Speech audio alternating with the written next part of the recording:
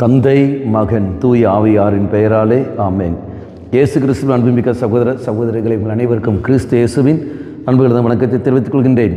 இந்த நற்செய்தி பாகமானது லூக்கா நற்செய்தி 11ஆம் அதிகாரம் 15 முதல் 26 வரையுள்ள திருவாக்கியங்கள். குறிப்பாக 15வது வாக்கியம், அவர்களுள் சிலர் பேய்களின் தலைவனாகிய பெயல்செபூலை கொண்டே இவன் பேய்களை ஓட்டுகிறான் என்றனர். அப்போ இயேசுடைய செயல்கள் எல்லாமே அவர்கள் அங்கீகரிப்பதில்லை. மாறாக அவர்கள் என்ன செய்கிறார்கள்? அது தீமைகளின் தீய சக்தி வழியாகத்தான் நாம் செய்கிறார் என்று சொல்லிக்கொண்டு இயேசுவை அவர் குற்றப்படுத்துவதும் கேலி பேச்சு பேசுவதும் நாம் பார்க்கின்றோம்.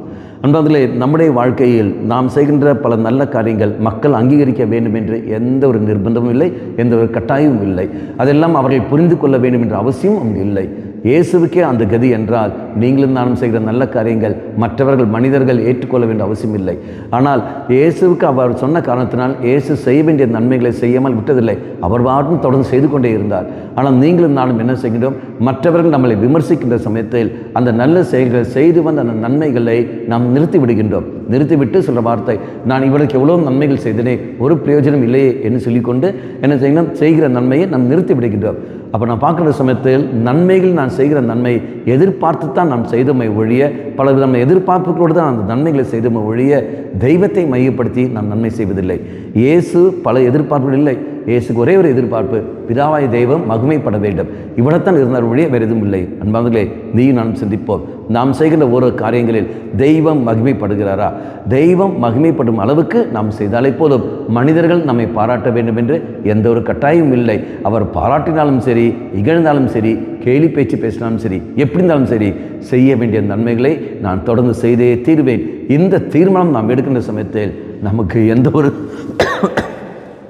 ஒரு தடையும் நமக்கு அங்கே வராது. நாம் பாட்டு போய்கொண்டே இருப்போம். அத்தகைய ஒரு கிருபைக்காக நாம் மன்றாடுவோம். கண்களை மூடிக்கொள்ளுங்கள். நல்லவனாய தெய்வமே, உன்னுடைய பரிசுத்த நாமத்தினால் உம்மை மகிமைப்படுத்தும் வண்ணமாக நாங்கள் செய்கின்ற பல நன்மைகள், ஒருவேளை மனித பலவீனத்தின் காரணமாக எதிர்பார்ப்புகளோடு நாங்கள் பல காரியங்கள் செய்திருப்போம்.